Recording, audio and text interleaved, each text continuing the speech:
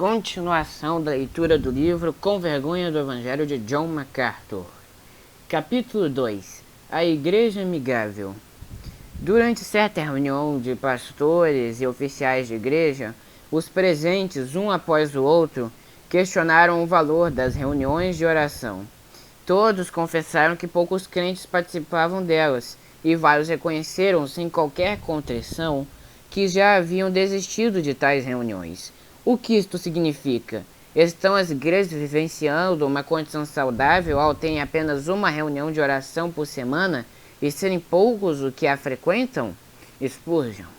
A igreja contemporânea está passando por uma revolução sem precedentes, desde a reforma protestante em seus estilos de adoração. O ministério das igrejas casou-se com a filosofia de marketing, e o filhote monstruoso dessa união é um diligente esforço para mudar a maneira como o mundo enxerga a igreja. O ministério da igreja está sendo completamente renovado na tentativa de torná-lo mais atraente aos incrédulos. Os especialistas nos dizem que pastores e líderes de igrejas que desejam ser mais bem-sucedidos precisam concentrar suas energias nesta nova direção. Forneça aos não-cristãos um ambiente inofensivo e agradável. Conceda-lhes liberdade, tolerância e anonimato. Seja sempre positivo e benevolente. Se for necessário pregar um sermão, torne-o breve e recreativo. Não pregue longa e enfaticamente. E, acima de tudo, que todos sejam entretidos.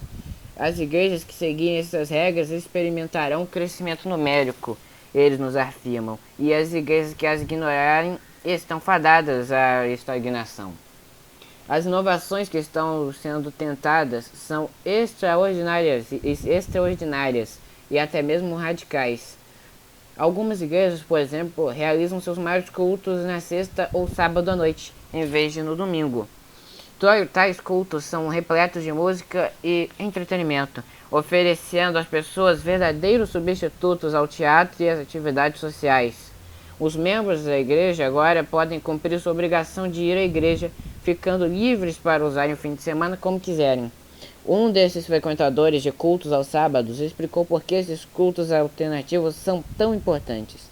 Se você vai à escola dominical às 9 e ao culto às 11, você acaba saindo da igreja às 13 horas da tarde, e isso praticamente liquida o dia. A julgar pela frequência aos cultos, muitos dos membros de igreja sentem que passar o dia do Senhor na igreja equivale a desperdiçar o domingo por completo. Os cultos não dominicais em algumas igrejas estão sendo mais frequentados do que aqueles que tradicionalmente ocorrem aos domingos. E isso não é tudo. Muitos desses lugares, desses cultos alternativos, não oferecem qualquer tipo de pregação. Em lugar disso, dependem da música, dramatização, multimídia e muitos outros meios de comunicação para transmitir a mensagem.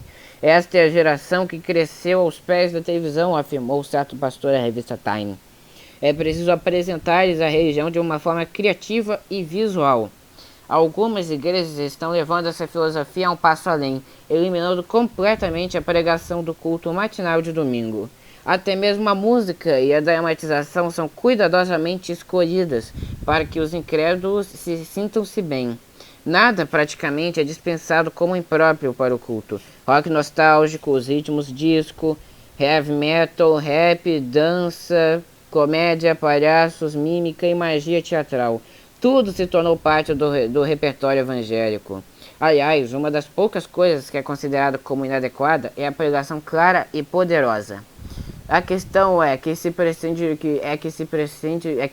pretende tornar a igreja user-friendly, ou seja, amigável. Esse termo vem da indústria informática e foi primeiramente aplicado para descrever um software ou um hardware que é de fácil operação para o iniciante em computação. Aplicado à igreja, costuma descrever um tipo de ministério que é benigno e extremamente não desafiador. Na prática, torna-se uma desculpa para se importar os entretenimentos mundanos para dentro da igreja, na tentativa de atrair os não frequentadores da igreja que estão à procura de algo através de um apelo aos interesses carnais. O resultado óbvio dessa preocupação com os que não são da igreja é uma correspondente falta de cuidado para com aqueles que são a verdadeira igreja. As necessidades espirituais dos crentes geralmente são negligenciadas, e isso prejudica a igreja. Batendo no púlpito? Isso não significa que a pregação tenha sido de todo abandonada. Algumas dessas igrejas amigáveis têm ao menos um culto semanal, geralmente no meio da semana, onde o sermão é o enfoque central. Porém, até mesmo nessas reuniões, ao invés de ser bíblico, frequentemente o estilo é psicológico ou motivador. Acima de tudo, coloca-se a ênfase na facilidade de aceitação. Há pouco tempo, li uma grande quantidade de artigos de jornais e revistas que tratavam do fenômeno da igreja amigável e um pensamento comum começou a manifestar-se. Apresento a seguir algumas citações daqueles recortes que descrevem a pregação em uma igreja amigável. Aqui não há fogo nem enxofre, nada de impressionar as pessoas com a Bíblia, apenas mensagens práticas e divertidas. Os cultos em nossa igreja trazem consigo um ar de informalidade. Você não verá os ouvintes sendo ameaçados com o inferno ou sendo considerados como pecadores. O objetivo é fazer com que sejam bem-vindos, não de afastá-los. Como acontece com todos os pastores, a resposta desse pastor é Deus, mas ele o menciona apenas no final e o faz sem muita seriedade. Nada de discursos, nada de altos brados, nem fogo nem enxofre. Ele nem usa a palavra que começa com a letra I. Nós chamamos isso de Evangelho Light. É a mesma salvação oferecida pela velha e boa religião, antiga, mas com um terço a menos de culpa. Aqui os sermões são relevantes, otimistas e, o melhor de tudo, curtos. Você não ouvirá muita pregação a respeito do pecado, da condenação e do fogo do inferno. A pregação aqui nem se parece com pregação, é uma conversação sofisticada, polida e amigável, quebra todos os padrões estereotipados. O pastor está pregando mensagens bastante atuais, mensagens de salvação, mas a ideia não é tanto de salvação do fogo do inferno. Pelo contrário, é salvação da falta de significado e de propósito nesta vida. É uma mensagem mais soft, de mais fácil aceitação. Nosso objetivo, diz o pastor, é que as pessoas entrem pela porta da frente e então tirem de suas mentes aquela ideia do pregador que transpira, afrouxa a gravata, pressiona as pessoas usando a Bíblia, que grita e esbraveja acerca de perecer no inferno por toda a eternidade.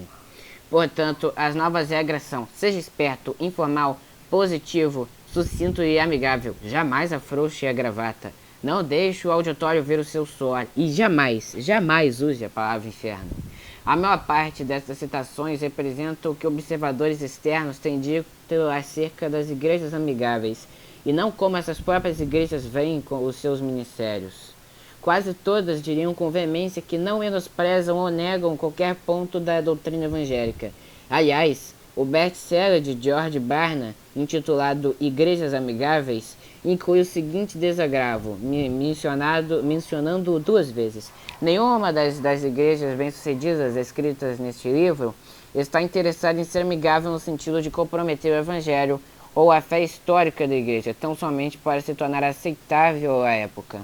Mas, de fato, a verdade das Escrituras está sendo comprometida ao ser descentralizada e quando, para forjar uma amizade com o mundo, verdades duras são evitadas, diversões insípidas tomam o lugar dessa doutrina e uma verdadeira ginástica semântica utilizada a fim de evitar a menção das verdades severas das Escrituras.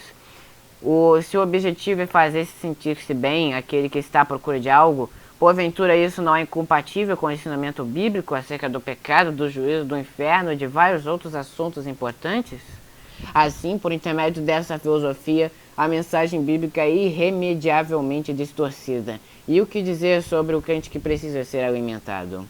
Por favor, entendam bem, pois não estou afirmando que os pregadores precisam transpirar, mostrar-se rudes, bombásticos e extravagantes, gritando, bradando, esmurrando o púlpito e dando socos na Bíblia.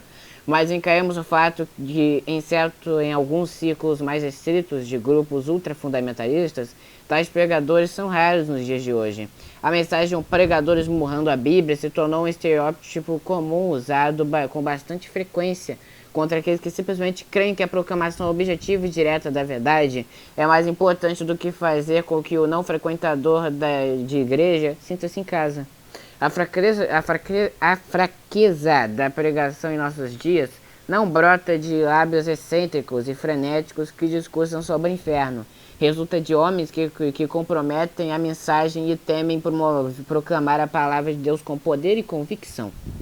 A igreja certamente não manifesta uma superabundância de pregadores sinceros e objetivos. De fato, ela parece repleta de ministros que adulam os homens. O cliente é soberano. No âmago da filosofia da igreja amigável movida a marketing está o objetivo de oferecer às pessoas o que elas desejam. Os que advogam essa postura são bastante honestos quanto a isso. No capítulo 1, eu disse que a satisfação do cliente é o objetivo declarado desta nova filosofia. Um dos principais livros acerca do ministério norteado por marketing afirma: isto é o que significa marketing na igreja, apresentar o nosso produto como uma solução para as necessidades das pessoas. As necessidades sentidas funcionam como um orientador para o plano moderno de marketing na igreja. E a ideia equivale a um princípio elementar de vendas. Satisfazemos um desejo existente em lugar de persuadirmos as pessoas a comprarem o que não querem. Avaliar com exatidão as necessidades das pessoas é, portanto, considerada uma das chaves para o crescimento no movimento moderno de crescimento de igrejas. Ensina-se aos líderes da igreja a pesquisarem os consumidores em potencial, para se descobrir o que estes procuram em uma igreja e então oferecerem exatamente isso. Informação demográfica, pesquisa acerca da comunidade, pesquisa de porta em porta e questionários respondidos pela congregação são as novas ferramentas de trabalho. A informação obtida dessas fontes é considerada essencial para se elaborar um plano de marketing funcional. Pastores, hoje em dia, ouvem que é impossível alcançarmos pessoas eficazmente sem utilizar essa metodologia. Pior ainda, parece que as necessidades emocionais das pessoas são levadas mais a sério do que as deficiências espirituais sobre as quais falam as Escrituras. Necessidades sentidas incluem assuntos como solidão, medo do fracasso, dependência, autoimagem negativa, depressão, ira, mágoas e outros problemas semelhantes voltados para o interior da pessoa. Algumas dessas necessidades são genuínas, outras são criadas pela psicologia de vendas. Dizem-nos que esses problemas estão por trás dos vícios com drogas e por trás de outras síndromes. Enquanto o problema verdadeiro, a raiz de todos esses males, é a depravação humana, um assunto que é cuidadosamente evitado nos ensinamentos da igreja amigável. Pastores não são mais instruídos a declarar às pessoas o que Deus requer delas. Em lugar disso, são aconselhados a descobrir quais são as exigências das pessoas e fazer o que for necessário para satisfazer as suas necessidades. O público é reputado como sempre soberano, e um pregador sábio haverá de moldar sua comunicação de acordo com as necessidades do povo, de forma a obter a resposta desejada. O efeito de tal filosofia é evidente. Os púlpitos estão cada dia mais repletos de pastores que buscam o povo. Além disso, as escrituras são sobrepujadas por um plano de marketing que se torna um guia definitivo para o ministério. Um dos livros acerca de marketing na igreja diz o seguinte: o plano de marketing é a bíblia do jogo de marketing. Tudo o que acontece na vida do produto ocorre porque o plano assim o quer. Aplicado ao ministério da igreja, significa que a estratégia humana e não a palavra de Deus tornam-se a fonte de toda atividade eclesiástica e o padrão pelo qual o ministério é avaliado. Esta maneira de abordar o ministério é tão desvirtuada e tão grosseiramente antibíblica que me surpreendo ao ver tantos pastores extremamente influentes. Milhares de tantos pastores deixarem-se influenciar por ela. Entretanto, se tornou uma filosofia extremamente influente. Milhares de igrejas reformularam por completo seus ministérios e agora estão tentando satisfazer as massas. Aliás, o movimento da igreja amigável adquiriu tal amplitude que muitos jornais seculares já perceberam a tendência. Um artigo escrito no Los Angeles Times relatou como uma mega igreja surgiu a partir de uma pesquisa direcionada por um estudo de marketing feito de porta em porta, quando essa igreja ainda não era organizada oficialmente. Apropriadamente, o título do artigo era Pesquisa de Consumidor da Forma Igreja. A história descreve como o pastor elaborou o programa da igreja de modo a satisfazer as necessidades e reclamações que as pessoas registraram na pesquisa feita de porta em porta. Naturalmente, o artigo mencionou que a mensagem desse pastor é curta, branda, positiva e tópica, com títulos tais como Mudando o Sonho Americano. Ele tempera seus pequenos sermões utilizando citações de jornais e revistas sobre finanças. Outro jornal do sul da Califórnia escreveu um artigo intitulado Comercializando o Criador. Ele descreve várias igrejas locais que puseram em prática a filosofia do direcionar-se pelo marketing e que parecem estar crescendo assustadoramente. Certa igreja comprou um espaço de tempo em algumas emissoras de rádio especializadas em rock, a fim de divulgar seu anúncio, que parecia mais um convite para se frequentar um clube social do que para se congregar em uma igreja. E no jornal, os anúncios dessas igrejas não foram colocados na seção de religião, e sim de entretenimentos. É claro que não há nada de errado com o fato de uma igreja anunciar suas atividades na seção de entretenimentos de um jornal, mas é errado uma igreja prometer e realizar um culto que não passa de mero entretenimento. E é precisamente isso que muitas igrejas estão fazendo. Uma celebração e não um culto é como uma dessas igrejas promove suas reuniões, que acontecem adequadamente em um cinema.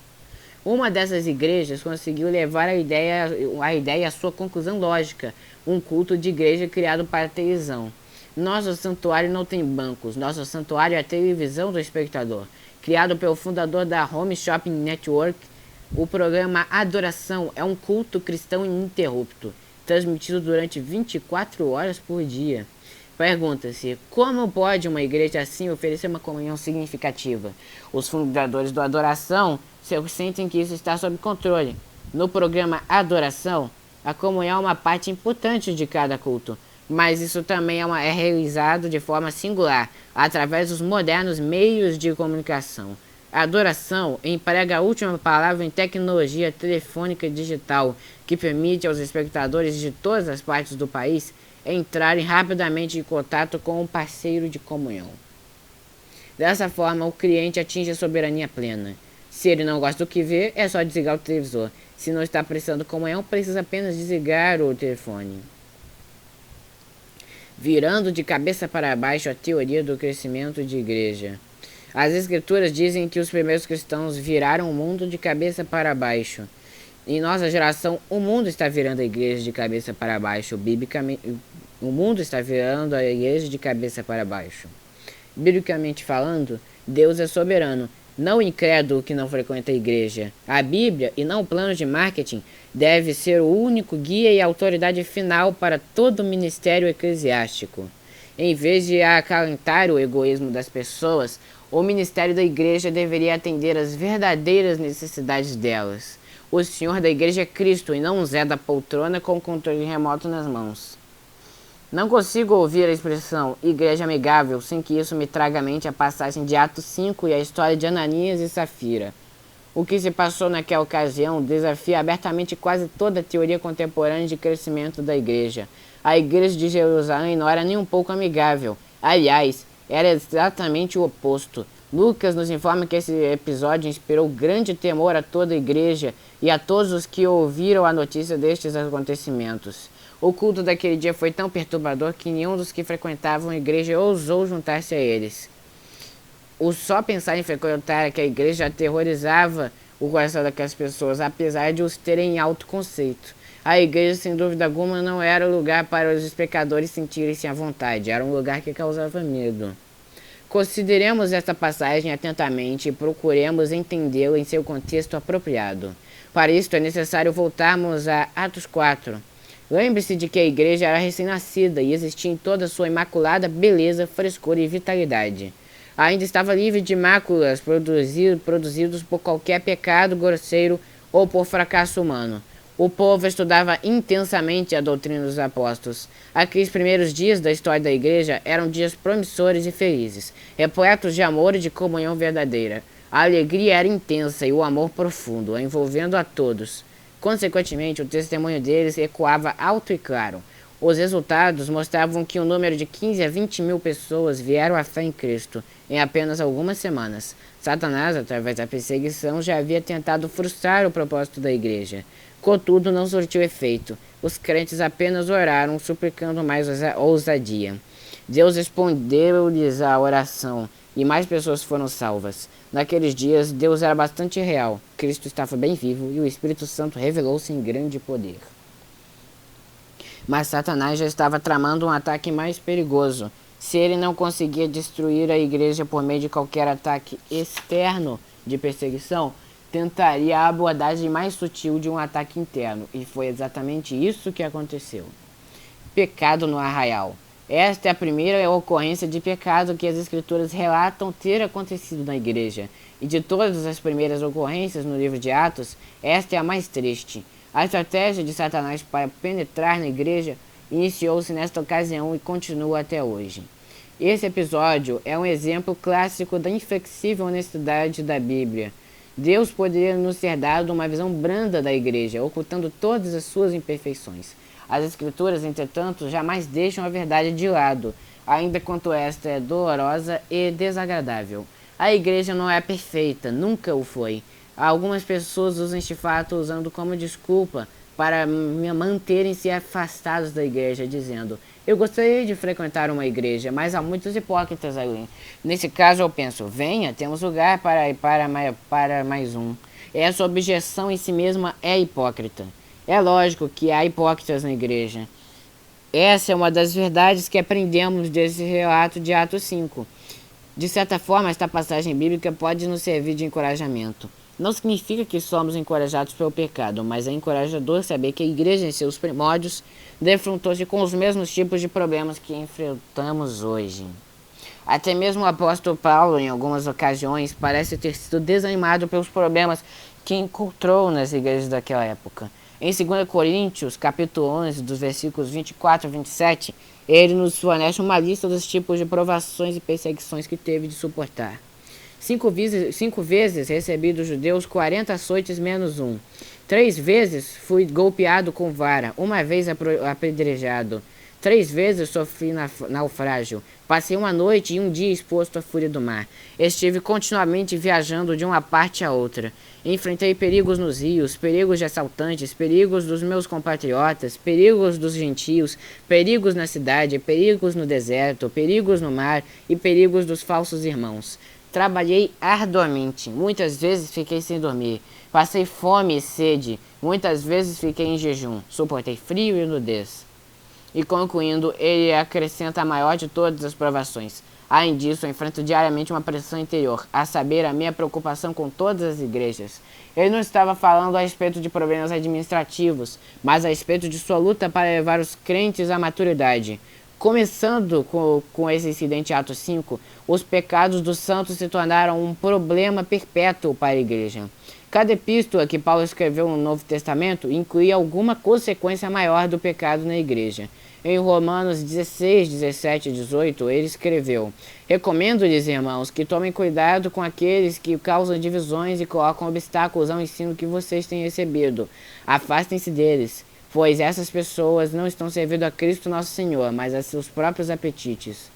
Mediante palavras suaves e bajulação, enganam os corações dos ingênuos. A igreja de Corinto estava inundada em problemas, divisões, contendas, imoralidade, uso inadequado dos dons espirituais, etc.